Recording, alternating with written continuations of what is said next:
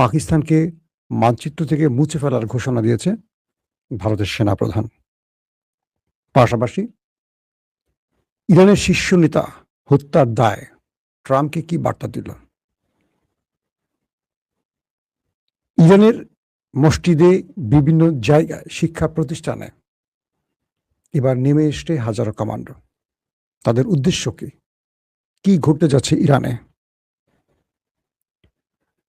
পাশাপাশি হঠাৎ করে পাকিস্তানের যিনি স্বরাষ্ট্রমন্ত্রী মহসিন নাকভি একটা গোপন সফরে ইরানে পৌঁছেছেন।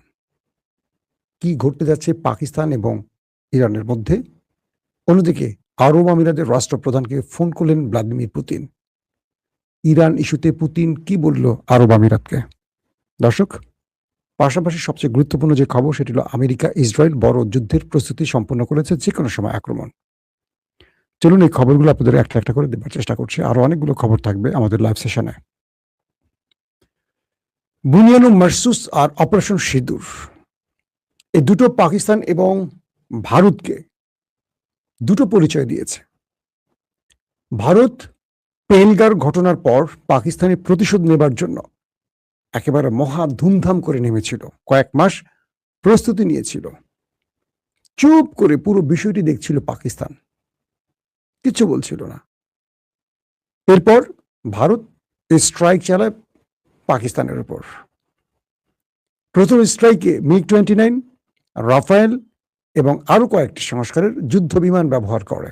ভারত সঙ্গে অ্যাক্টিভ করা হয় রাশিয়ান S-400। ইন্টারেস্টিং ব্যাপার,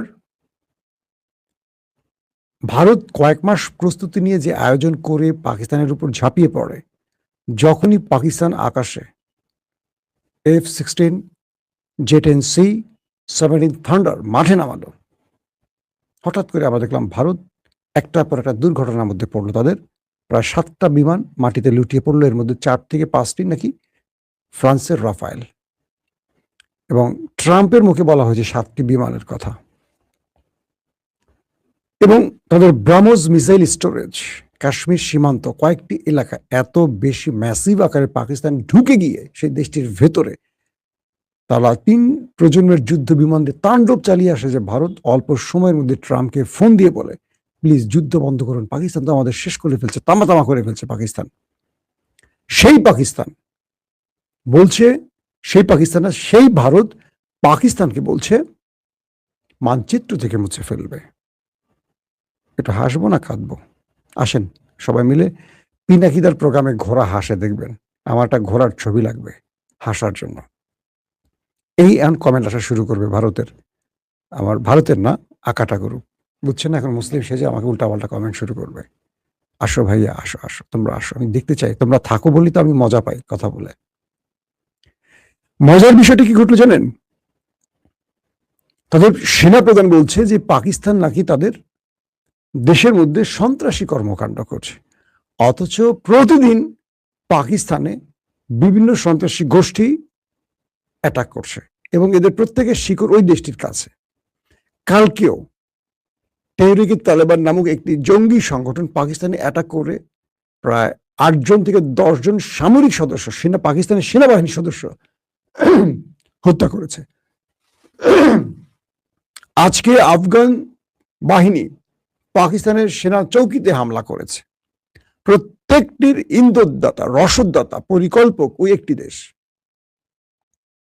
অথচ তারা পাকিস্তানকে দায়ী করছে। নরেন্দ্র মোদী যখনই রাজনৈতিকভাবে চাপে পড়েন, যখনই নির্বাচন কাছে আসে, এরকম কয়েকটা টাইম আছে, হঠাৎ করে দেখবেন কাশ্মীর ইস্যুতে কিছু ঘটবে।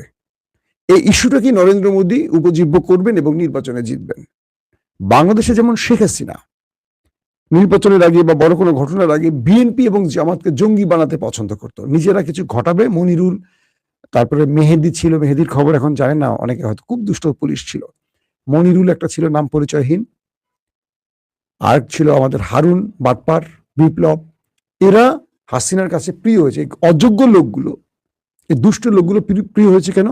এরা হাসিনার যত অন্যায় কাজ ছিল এগুলোকে বৈধতা দিত এবং এগুলো তৈরি করতো, স্ক্রিপ্ট করে দিত।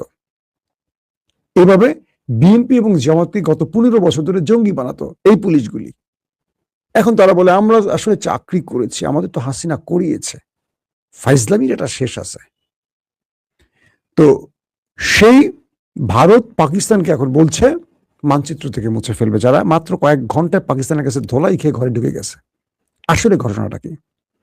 যখন আরব আমিরাতের সাথে ভারতের নরেন্দ্র মোদী ঝটিকা সফর করে বৈঠক করলো, তারপর কেন যেন আরব আমিরাত পাকিস্তানের উপর ক্ষিপ্ত আর ভারতকে লাগিয়ে দিয়েছে, যার কারণে আফগান বাহিনী বা পাকিস্তান সীমান্ত চৌকিতে হামলা হয়েছে আজকে।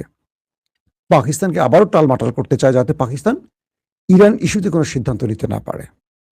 এরই মধ্যে পাকিস্তানের যিনি স্বরাষ্ট্রমন্ত্রী মহসিন নাকভি গোপনে হঠাৎ করে চলে গেলেন ইরানে এবং ইরানের স্বরাষ্ট্রমন্ত্রীর সাথে গুরুত্বপূর্ণ বৈঠক করলেন।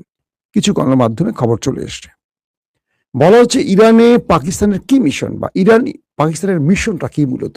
দেখেন, কয়েকটা ডট মিলাই আমরা। মহসিন নাকভি যখন ইরানে সফর করছেন সেই সময়টাতে ভ্লাদিমির পুতিন আরব আমিরাতের রাষ্ট্রপ্রধান মোহাম্মদ বিন জায়েদকে ফোন করেছেন। আনুষ্ঠানিকভাবে ব্রিফে যেটা আসছে, দুই দেশ স্বার্থ সংশ্লিষ্ট বাণিজ্যিক কিছু বিষয়ে কথা হয়েছে, কিন্তু নেপথ্যের খবর হলো ভ্লাদিমির পুতিন আরব আমিরাতকে কিছুটা শাসিয়েছেন। বলেছেন যে গালফ কান্ট্রির বাকি দেশগুলো ইরান ইস্যুতে যে সিদ্ধান্ত নিচ্ছে, আরব আমিরাত তুমি সেই সিদ্ধান্ত নাও। তুমি আমেরিকার প্রেসক্রিপশনে তুমি যে লাবণদ্বীপ দখল করতে চাও, পারস্য উপসাগরের যে গুরুত্বপূর্ণ স্ট্র্যাটেজিক পয়েন্ট লাবণদ্বীপ, এটা তোমার জন্য অনেক বড় ক্ষতির কারণ হবে। মার্কিন গণমাধ্যম, মার্কিন বেশ কয়েকটা গণমাধ্যম, পাশাপাশি টেলিগ্রাফের মতো গণমাধ্যম বলছে, ট্রাম্পের কয়েকজন ঘনিষ্ঠ জনরা এই গণমাধ্যমটিতে জানিয়েছে আমেরিকার প্রেসিডেন্ট ডোনাল্ড ট্রাম্প আরব আমিরাতকে বলেছে পারস্য উপসাগরের যে দ্বীপটির কথা বললাম লাবান, সেটি দখল করার জন্য। এটি এত সহজ হবে তার জন্য, অর্থাৎ আমেরিকা বলছে তাদেরকে সব রকম সহযোগিতা দিয়ে এই কাজটি আরব আমিরাতকে করাবে, আবার আরব আমিরাত যেন এই কাজটি করে।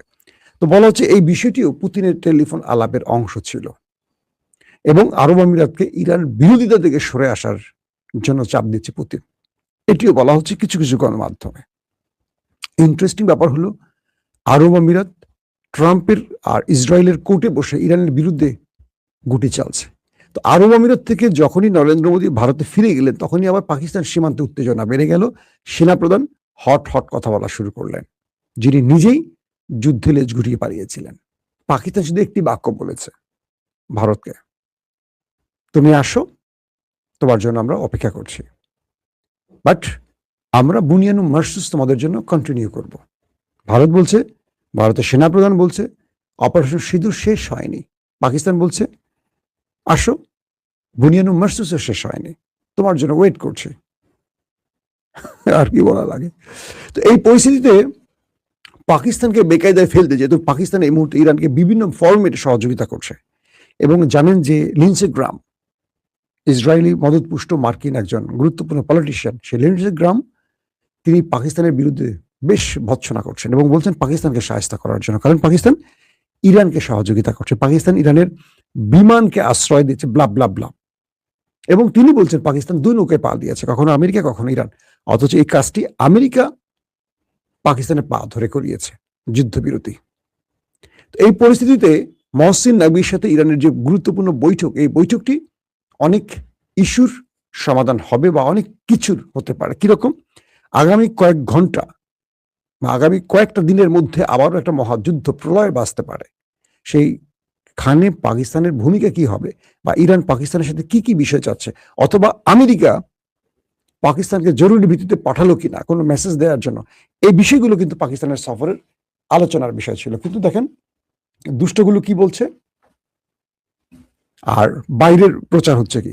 পাকিস্তান এই মুহূর্তে একটা ভালো ভূমিকা পালন করছে ইরানের জন্য, এবং এইটুকু বলা যায় ইরান পাকিস্তানকে একটা ভালো সাহায্যকারী বন্ধু হিসেবে পেয়েছে। ইরানকে মনে রাখতে হবে তার সবচেয়ে বিশ্বস্ত বন্ধু এই অঞ্চলে ভারত পেছন থেকে ছুরি মেরেছে, ইসরায়েলের পক্ষে দাঁড়িয়েছে। আর যে ইরান এতদিন পাকিস্তানকে শত্রু বানিয়ে রেখেছিল ভারত ইস্যুতে, আজকে সেই পাকিস্তান ইরানের পক্ষে দাঁড়িয়েছে। এটা রাষ্ট্রীয়ভাবে অনেক সময় অনেক কিছু হয়, এখানে আমি একদম খোলামেলা বলি, আমি সমালোচনা না, আমি যেটার মানে আসল সংবাদের যে ভিত্তির জায়গাটা আপনাদের আমরা অনেক সময় ইরানের খুব প্রিয় হই। ইরান অনেক ভুল সিদ্ধান্ত নেয়। আপনাদের মনে রাখতে হবে, ইরান তুরস্ককে দুর্বল করার জন্য, এরদোয়ান সরকারের পতনের জন্য অনেক বড় ভূমিকা রেখেছিল। এরদোয়ান এখন পর্যন্ত, কালকে ইরানের গুরুত্বপূর্ণ জাতীয় নিরাপত্তা প্রদান করেছেন তুরস্কে। তুরস্ক কি পরিমাণ ইরানকে সাপোর্ট দিচ্ছে কল্পনা করতে পারবেন না, কিন্তু তুরস্ক এটা প্রকাশ করে না খুব বড় ফ্রেমে, কারণ সে ন্যাটো সদস্য বা তুরস্ক অনেক কিছু গোপন রাখতে চায়। অথচ এরদোয়ানের জায়গায় যদি সিএইচপি বা বামপন্থীরা জিততো, আজকে ইরানের অবস্থাটা কি হতো? কারণ ওই গ্রুপটা আমেরিকার মদতপুষ্ট ছিল। ইরানের এইরকম মাথামোটা কিছু সিদ্ধান্তের জন্য ইরান কিন্তু মুসলিম বিশ্বের সমর্থন কম পায়, মানেন আর না মানেন। হ্যাঁ, তারা সাহসী, তাদের ইমানি চেতনা স্ট্রং, তারা আমেরিকাকে অ্যাটাক করেছে, অনেক বিষয় আছে, তারা ফিলিস্তিনের ব্যাপারে তাদের চিন্তা অনেক আমাদের সাথে মিলবে। কিন্তু ইরানের মুসলিম বন্ধু একটা নাম বলেন আছে? একটিও নাই। কারণ কি? ইরানকে রাশিয়া ব্যবহার করছে, ইরান ব্যবহার করছে, সেই অর্থে কি সহযোগিতা করছে বলেন? দেখছেন রাশিয়ান কয়টা আধুনিক বিমান প্রতিরক্ষা ব্যবস্থা ইরানের হাতে আছে, অথচ এত বন্ধু আমরা গণমাধ্যমে বলেই বলছি। এগুলো ইরানকে বিশ্লেষণ করতে হবে। তো এখন এগুলো বিশ্লেষণের সময় না, এখন আসল যে খবরে আসি। বলা হচ্ছে যে ইরানের মসজিদে মসজিদে হাজারো নারী পুরুষ নেমে এসছে, মসজিদে অস্ত্র হাতে নিয়ে প্রশিক্ষণ দেওয়া হচ্ছে, সবাইকে বলা হচ্ছে নেমে আসুন। প্রত্যেকটা নাগরিক, নারী কিংবা পুরুষ, অস্ত্রের ট্রেনিং নেই। রাস্তায়, সড়কে, পার্কে, বিদ্যালয়, কলেজে, মসজিদে, প্রত্যেকটি জায়গায় এখন অস্ত্র হাতে ইরানের কমান্ডোরা সাধারণ নাগরিকদের অস্ত্র প্রশিক্ষণ দিচ্ছে। এই যুদ্ধটা একেবারে সিভিল পর্যায়ে চলে আসবে, সিভিলিয়ানরা লড়াই করবে বিশ্বশক্তির সাথে, এমন জায়গায় ইরান পৌঁছে দিতে চায়। কারণ এই লড়াইটা আজকে যেটা ইরানের গণমাধ্যমে ইরানি জনগণদের অনেক নারীর ইন্টারভিউ আমি দেখলাম, তারা বলছে ট্রাম্প তুমি আসো, তোমার জন্য ওয়েট করছে, তুমি আসো, তোমার জন্য ওয়েট করছে। নারী বলছে, একজন ইরানি নারী। অনেকেই বলছেন এটা আমাদের মানচিত্র রক্ষার যুদ্ধ। তো ট্রাম্প যে প্ল্যান করছে, ইসরায়েল যে প্ল্যান করছে যে তারা বড় অ্যাটাক চালাবে ইরানে, অ্যাট এ টাইম কমান্ডো নামাবে, একই সময় রেজিম চেঞ্জের জন্য সরকার বিরোধী গ্রুপটাকে মাঠে নামাবে। তো যেই জনগণ আজকে অস্ত্র হাতে নেমে গেছে, এই জনগণের সামনে গোটা কয়েক রাষ্ট্রবিরোধী নামবে ট্রাম্পের আবেদনে, নাকি উল্টো ঘটে যাবে? উল্টো ঘটে যাওয়ার সম্ভাবনা সবচেয়ে বেশি। মসজিদে কল্পনা করেন, আমাদের বাংলাদেশের মানুষ আবার বলবো আল্লাহ আল্লাহ, জাত গেল জাত গেল জাত গেল। মসজিদ নামাজের স্থান, মসজিদ বিয়ের স্থান, মসজিদ বিচারের স্থান, মসজিদ সমাজকে পুনর্নির্মাণে, পুনর্গঠনে এখান থেকে বক্তব্য দেওয়ার জায়গা। মসজিদ প্রতিটি মুসলমানের যে কোনো কাজে ব্যবহার করা যাবে, একমাত্র হারাম কাজ ছাড়া। কিন্তু আমরা মনে করি, আমি আটকে গেছি আবারও।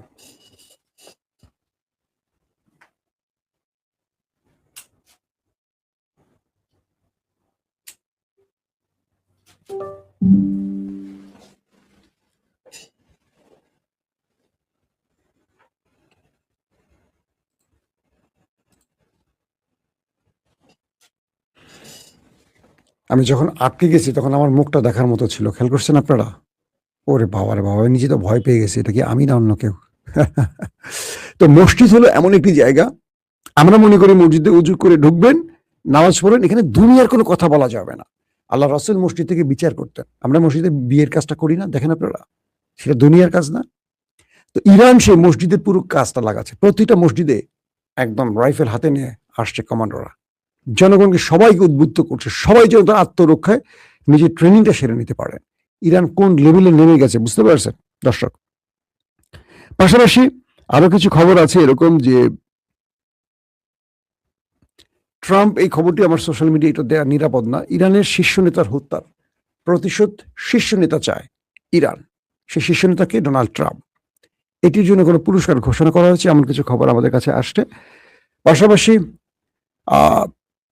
ইউক্রেনে তাদের F-16কে রাশিয়ার Su-35 উড়িয়ে দিয়েছে, এবং এটি ইউক্রেনের যে সুমি অঞ্চল, সেই অঞ্চলে ঢুকে রাশিয়ার Su-35 মার্কিন যুক্তরাষ্ট্রের তৈরি F-35কে, F-16কে আকাশে উড়িয়ে দিয়েছে।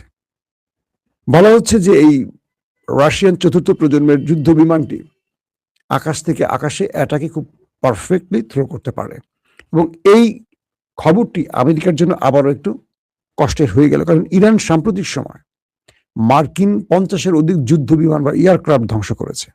এর মধ্যে F-35 একটিকে অকেজো করেছে, একটি জরুরি অবতরণ করতে বাধ্য করেছে। এর মধ্যে রাশিয়া সে আবার নতুন করে F-16 কে যদি মানে ধ্বংস করার যে দাবিটি করেছে, এটা আমেরিকার জন্য অনেক বড় ধাক্কা। দর্শক, আরব আমিরাত এই মুহূর্তে যে ভূমিকাটি নিচ্ছে, আমি আরব আমিরাত দিয়ে খবরটি শেষ করতে চাই। এই ভূমিকাটি সবচেয়ে ভয়ঙ্কর হচ্ছে। আপনারা তার্কিশ যে সিরিয়ালগুলো দেখেছিলেন মনে আছে, আমির, বোজান, আপনার মনে আছে যেই বেদিনগুলি, এদের একটা আধুনিক মানে এদের সংস্কারটা কিন্তু শিয়া, আজকের ইরান। তারপরেও আজকের ইরান আর তাদের মধ্যে একটা পার্থক্য ছিল। আরব আমিরাতের মোহাম্মদ বিন জায়েদ তিনি আসলে কে, এইটা এখন খোঁজা উচিত। আমার মনে হয় আরব আমিরাতের জনগণের উচিত এখন তার রাষ্ট্রপ্রধানের বিরুদ্ধে বড় কিছু করা। তিনি প্রকাশ্যে নেমে গেছেন এবং ইরানকে ধ্বংসের যত অর্থ লাগে এরকম তিনি দেবেন ঘোষণাও আসে। বাট আরব আমিরাত এখন যে মিশনটি শুরু করছে, এই মিশনটি সত্যিকার অর্থে ইরানের বিরুদ্ধে এক মহাযুদ্ধ। যেমন লাভান দ্বীপের কথা বললাম, পুরো ইসরায়েল এবং আরব আমিরাতের মধ্যে প্রতিনিয়ত যোগাযোগ চলছে এবং আরব আমিরাতের মধ্যে প্রতিরক্ষা ব্যবস্থা ইসরায়েলের আয়রন ডোম পর্যন্ত প্রবেশ করেছে এবং এটি আগামী দিনে আরবের জন্য সবচেয়ে বড় মাথা ব্যথার কারণ হবে। মনে রাখবেন, ইসরায়েল যে মিশনটিতে আরব আমিরাতকে নামিয়েছে এই কি বলবো যে মিডল ইস্টে, এটি অনেক বড় দুর্ঘটনা ঘটাবে। প্রিয় দর্শক, আজকের মতো শেষ করতে চাই। প্রত্যেকে ভালো থাকবেন। আল্লাহ হাফিজ। ওপেন দাইস মানে সত্যকে সত্য বলা, মিথ্যেকে মিথ্যে বলা। আমরা শোনা কথা নয়, চোখে যা দেখি তাই বলি।